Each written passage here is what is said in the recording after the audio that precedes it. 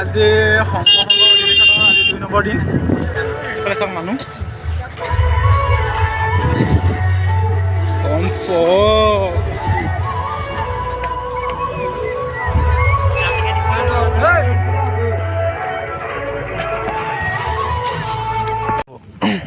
Hello' guys, তো আমি এতিয়া গৈ আছোঁ, নাজানো ক'লৈ গৈ আছোঁ খালি। হেল্ল' গাইজ, আজি মই শংকৰ 92 সংখ্যক অধিৱেশনত এয়া শিবিৰত উপস্থিত আছোঁ। এইফালে চব নিজৰ নিজৰ কম্বল। এইফালে চাওক একদম, এইটো হৈছে আমাৰ জোনাই জিলাৰ শিবিৰ। এইফালে একদম বহুত ডাঙৰ হয় শিবিৰটো, মই দেখাই দিছোঁ ওপৰৰ পৰা উঠি। এইফালে বেলেগ জিলা আছে শিবিৰটো, এইফালে আছে বেলেগ জিলাৰ শিবিৰ।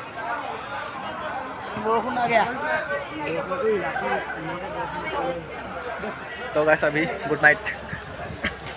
তো হেল্ল' গাইছ, এতিয়া আমি গা চা ধুই আজৰি হ'লোঁ। ইফালে এতিয়া চাফা কৰিব যাব লাগে।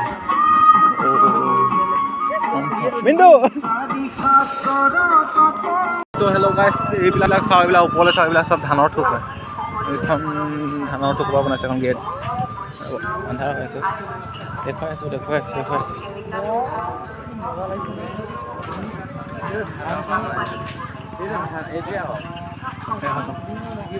এইটো বৰা ধান হয়, এইটো বৰা ধান।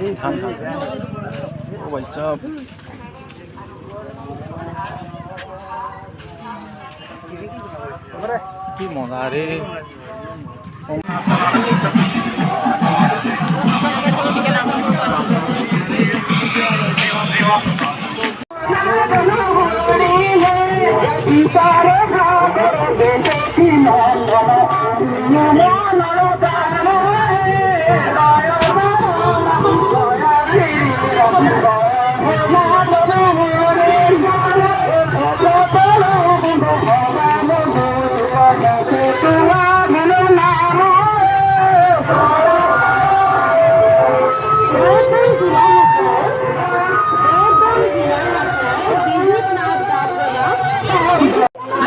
আমি সেৱা লৈছোঁ, তেওঁলোকক অন্নমুঠি গ্ৰহণ কৰিবৰ বাবে কেন্দ্ৰীয় সেৱা বাহিনীৰ পিছৰ চাইডৰ পৰা আপোনালোকৰলৈকে এখন ভোজনালয়ৰ দুৱাৰ খোলা আছে।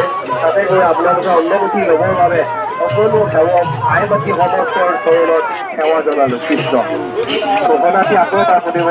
শোভাযাত্ৰাত অংশগ্ৰহণ কৰা সমূহ আই বা সমস্তৰ আপোনালোকক অন্নমুঠি গ্ৰহণ কৰিবৰ বাবে কেন্দ্ৰীয় সেৱা বাহিনীৰ মূল মণ্ডপৰ কাষেৰে পিছৰ ফালে গ'লে আপোনালোকৰ বাবে এখনি গেট